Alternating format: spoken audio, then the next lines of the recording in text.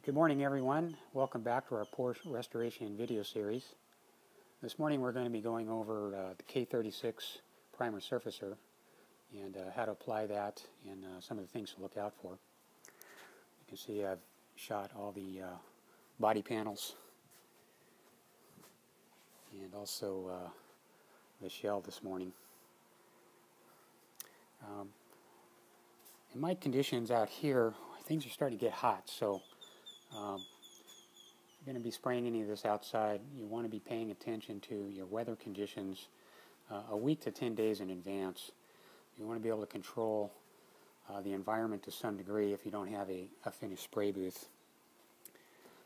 Temperature, wind, humidity, all that's going to play a role in how this goes on. In my case out here, I'm in Las Vegas.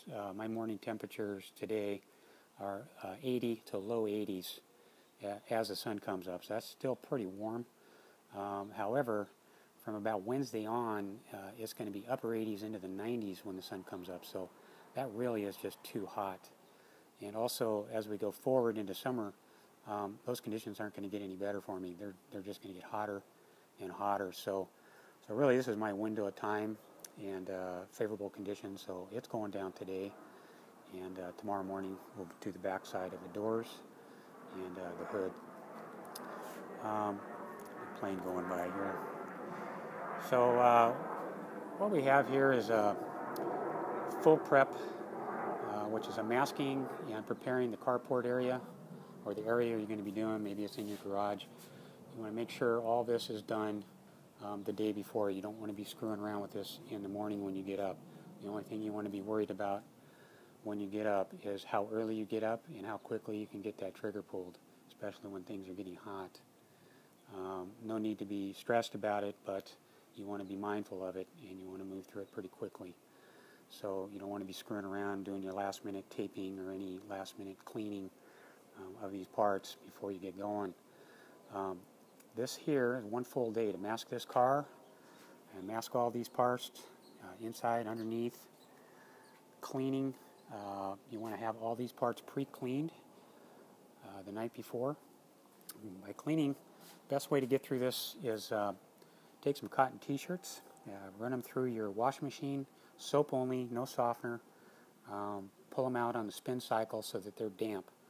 And those damp cotton rags will get this car really clean because you've been sanding on it, and a lot of the powdery sanding dust is packed down in the sanding marks and the nooks and crannies, and those damp rags will get that out of there. If you try to wipe it down with your painting prep and get it clean, all it's really going to do is smear that dust around. You're not going to really get it off the car, so you need to damp rag it, kind of a tack rag, and then you need to follow it up with your solvent-based cleaner. Show you what that is.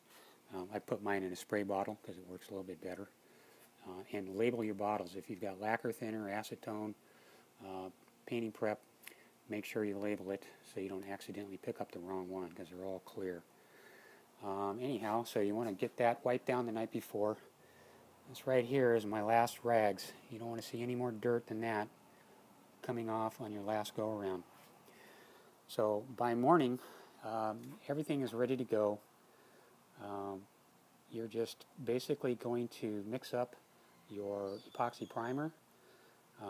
That has a 30-minute induction time, so make sure you give yourself plenty of time for that. And what we're going to do, so let's take one more look at our epoxy. So purpose of this, we're going to seal the areas that we've burned through in our sanding and any body work that's popping through. We're going to mix up some of this and just spot prime those areas. We're not going to try and reshoot the whole car, although you can. In this case, we're just going to spot prime those trouble areas where we've burned through and make sure that our urethane K36 is able to stick well.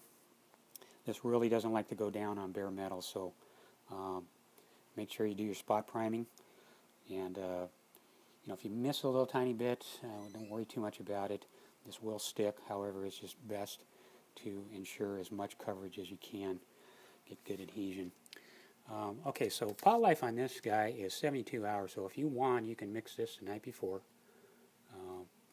And I've written on there the time I can start spraying, which is 5:30. So 30-minute induction time, and then you can start spraying. So I mix this at 5 o'clock. And then also you want to keep a Sharpie handy, and you want to write down everything that relates to your game plan here. Ratios, time, all your math, everything. You can keep track of it. So you can see here, I've completed my DP at 5:40. So it's taken me 10 minutes to go around and spot prime the entire car, all the panels, everything out here in 10 minutes. So you're moving pretty quickly. And that's about all it should take, because you're just touching up those little areas. Pay particular attention to your edges, because these are the ones that burn through the most when you're doing your sanding, is those edges. So get your spot primer on there, and then you'll be feeling good about your bond with your K36. Okay, so K36. This has a pot life of 30 minutes at 70 degrees. So if you're spraying in warm temperatures, you really want to be mindful of your timing, your mixing times, and how quickly you're moving through things, because if that starts setting up, it's not going to be spraying very well for you. Okay, so you can see I've completed my DP coat on this in 10 minutes. I've sprayed everything in one coat in 1 hour.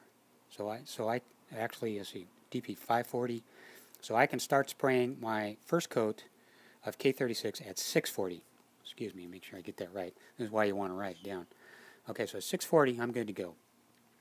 Then I want to know, how long did that take me to put my first coat down? Because my first coat is my most difficult and time-consuming coat. That's 45 minutes to do everything.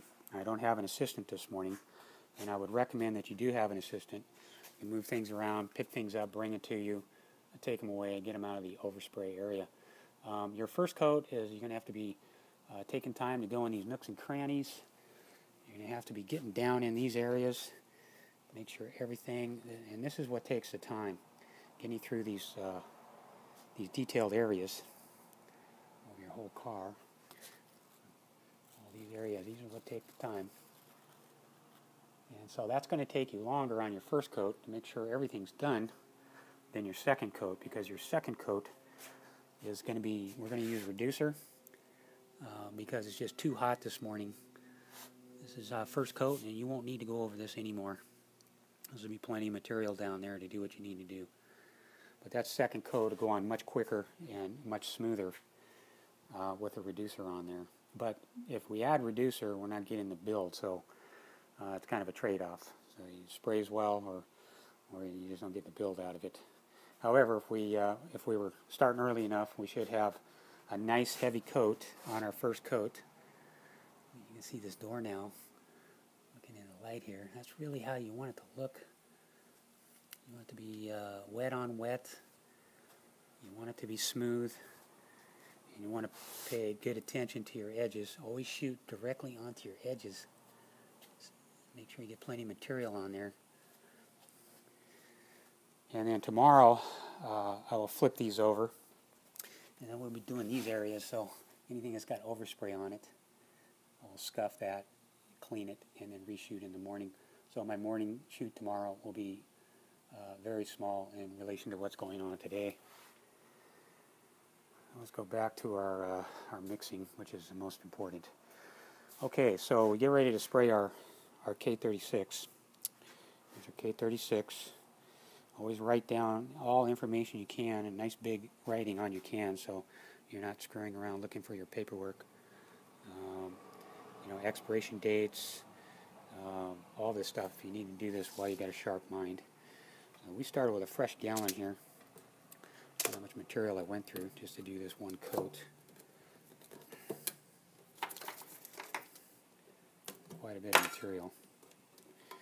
Alright, so that's 2 coats on the car. Base coat and then one wetter coat on top of that. So I got enough material in there to get me through in the morning. And that's going to burn up a gallon right there. There's a 5-to-1 ratio, straight up. And then I would recommend, if you're shooting in the summertime, you're going to want to add your reducer 10% on that.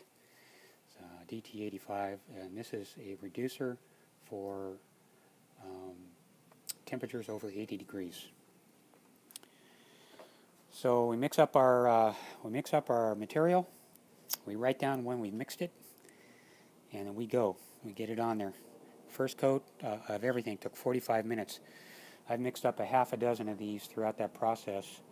You want to move quickly. You want to get it in there, stir it thoroughly, and get it in the pot. Keep spraying, because what you're trying to do is you're trying to get a wet-on-wet coat. And that's going to be very difficult to do on large areas like this, especially if it's warmer. So it's probably going to have some rough areas in there, but don't worry about it. Most of it's going to get sanded off. So getting a wet-on-wet on a shell is very difficult. By the time you move around this side of the car, you get to the other side of the car, things are already setting up.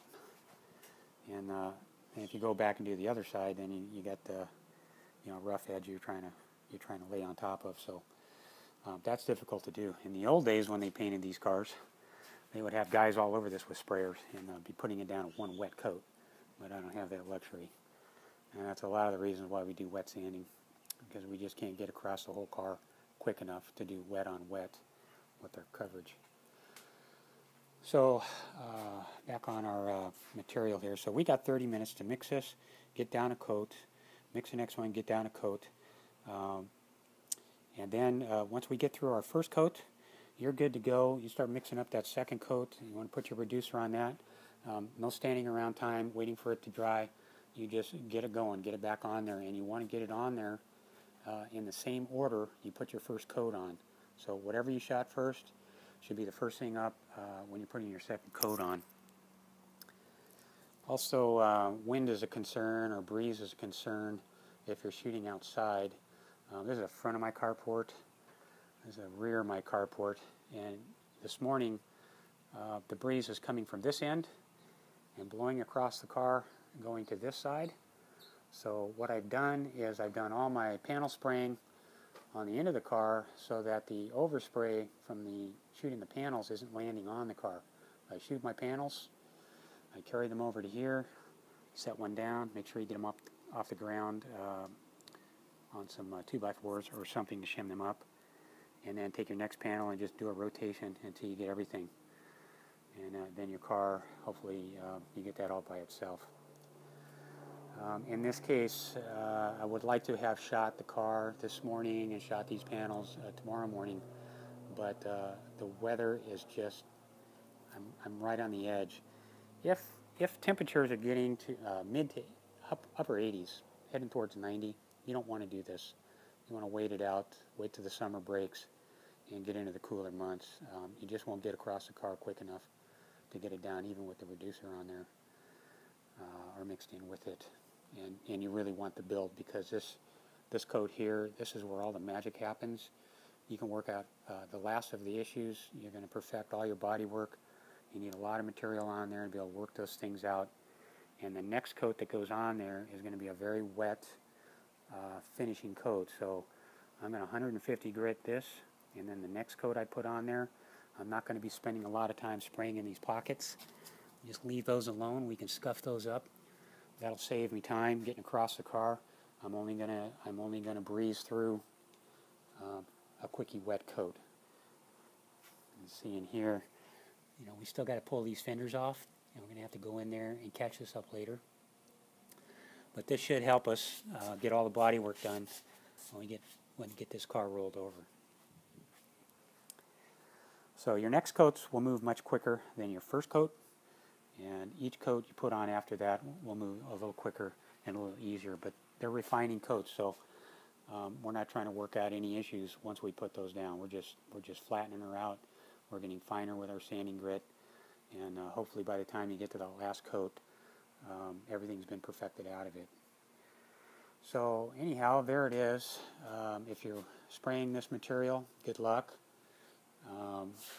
Be mindful of the weather. Be mindful of all your chemistry, all your math, your mixing times, your induction times, and temperature is real important. And keep your tools clean. You're going to want to clean out your gun, although this stuff here, lacquer thinner, will hardly clean that gun out with this urethane primer. You're going to need to use some good solvent in there, maybe some acetone to clean it. So we're going to keep all this set up today, roll it out into the sun, and let our natural conditions out here in the desert bake this on. Get a nice baked on finish. I'm going to let this set up for 1 month, and then I'm going to go in and block sand it. By then everything is tightened down, nice and tight, and shouldn't be any problem working out all those little bugs. So there you have it. We covered a lot of stuff this morning, but if I could give you one little bit of advice, it's just to take your time before pulling the trigger. Get all the prep work done way in advance, and be mindful of that weather. You don't want to be worrying about weather while you're going around this car with a trigger. So make sure everything's favorable for you. So that's it, and hopefully there's something useful in here that'll help you out. Thanks for watching this video, and we'll see you next time.